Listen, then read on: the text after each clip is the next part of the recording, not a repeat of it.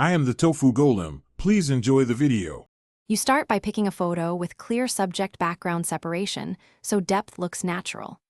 Once chosen, duplicate the background and create a precise mask around the subject to isolate it.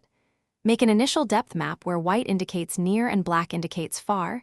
Use soft transitions for midtones. While you work, keep layers named and non-destructive. Use a 16-bit depth map when available to preserve smooth gradients. This foundation speeds later blur and blending and prevents banding in subtle depth zones.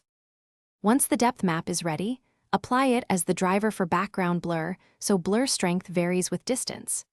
Use lens blur for realistic bokeh or Gaussian for speed. Set radius according to how far pixels are from the subject. Make sure to link the blur layer to the depth map and feather the mask by a few pixels to avoid hard edges. If you see halos, refine the mask by painting with low opacity black or white and refeather. This preserves natural transitions between subject and background. You finish by sharpening the subject selectively and lowering background contrast to sell depth. This ensures separation without looking fake.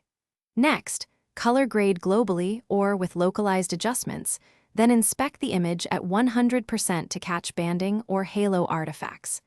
Export in a high-quality format like PNG or a high-quality JPG. If edges look wrong, the single-key troubleshooting step is to smooth the depth map transitions or repaint the mask where edges are tight. Thanks for watching. Consider subscribing if we helped you today.